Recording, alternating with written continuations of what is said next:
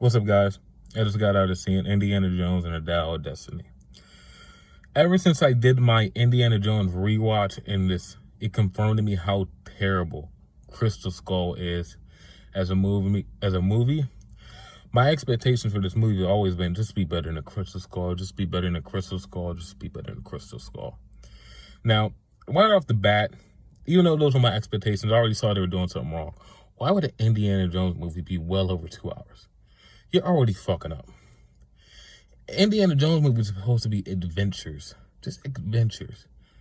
And is this movie an adventure? Yes, but does it need to be as long as it is? No. Are the supporting characters?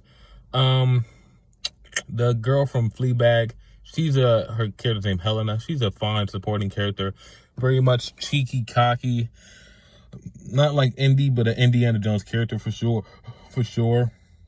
Her little friend was named Tally, very much very much short round-esque of a character. Another fine side character to the movie that I think didn't take away from the movie at all.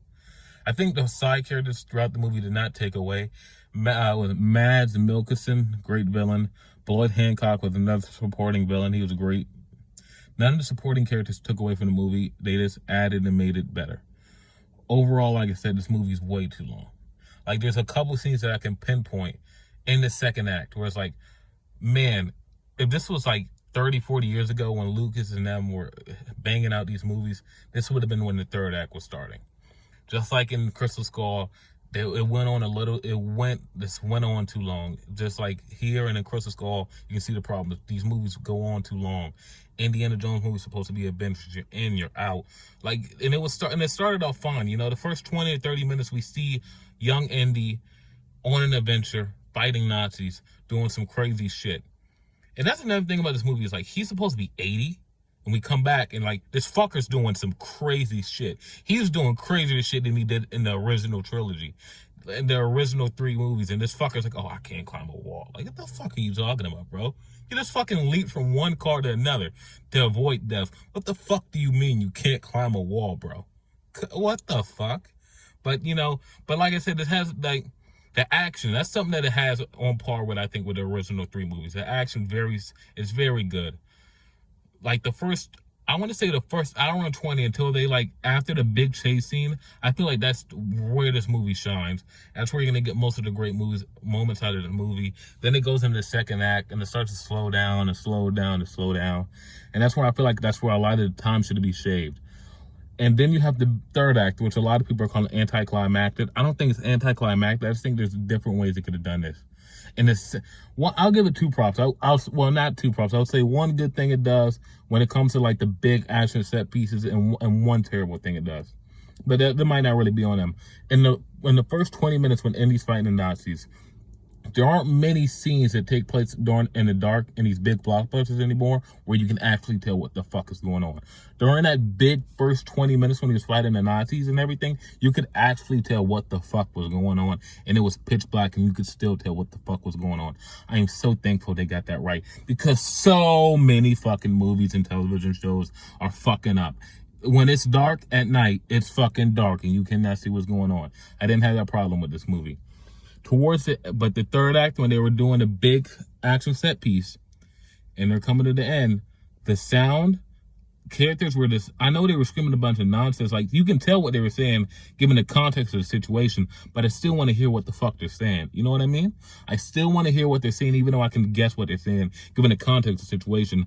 But like the score and the sound, it was just overbearing all over everything they said. It was just drowning it out, and I just wanted to be able to hear a little bit more of what the characters were saying. A lot of people are upset that, like, they do a few things that kind of this, like, Crystal Skulls doesn't get many props, but one of the props it does is it kind of gives us a happy ending with Marion and Indy. I will never fault a film off the bat for going back and changing things that another film did, because what's the point of storytelling if we're talking about happy endings and send-offs, why the fuck did they make Crystal Skull? You know, like that cat's been out of the bag for 15 years, you know? So I'm not going to fault this movie for fucking up a happy ending from a movie that really shouldn't have been made in the first place. I'm not going to do that. And the conclusion this movie does come to is sad, and it's sombering, if that's the better word. It's bitter. A bittersweet ending is more of what it is. And the Indiana Jones franchise, even in its current state, a lot of things that really has nothing to do with this franchise has affected this franchise, whether people want to admit it or not. Shia LaBeouf being pretty much a dick that no one wants to deal with. Solo flopping when it recasted one of Harrison Ford's most iconic characters in Han Solo. If that movie didn't flop and made $1 billion, who the fuck knows what would have happened to this movie? You know?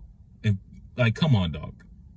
If Solo didn't flop, and let's say it made $700-800 million, do you really think they would have made this movie with the intention of Harrison Ford back as Indy? They would have probably made this movie with the intention of Harrison Ford's back, but the new fucker is going to be right by him. And for all we know, the Fleabag lady might be the new one, but I think if they're ever going to continue this franchise, they're going to bring back Quan, and they're going to do something with Short Round, and I think they're just going to make it a more of a legacy characters get together to do one last adventure with maybe Indy on the side, you know?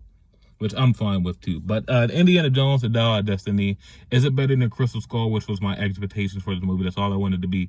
Better than Crystal Skull? Yes. Does it have its flaws? Absolutely. To some scenes there were just kind of like, oh my God, what are we doing here? Why is it so long? I don't feel like this fits in the movie. Most of my problems really do come from the runtime, and then a couple of like character things like, you just did this, but now you're talking about, oh, you can't do that. Like, come on, bro. Come on. That's more logic and stuff. But yeah, Indiana Jones, The Dial of Destiny.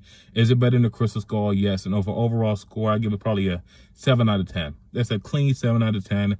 A nice, good, it's an all right movie. A nice, all right Indiana Jones movie. Where will Indiana Jones franchise go from here? I don't know. But I think James Mangold came in and gave us a fine movie. This does not make me have anything negative to say about him as a director going forward. I'm still gonna look forward to all his movies. I don't know about everyone else, but I think he did a lot of good things in this movie, a lot of good central Indiana Jones things, a lot of things we would expect from an Indiana Jones movie, and I think there's some other things where it's like, you probably could have done that better, you know? So, Indiana Jones, Dial of Destiny, 7 out of 10. Peace.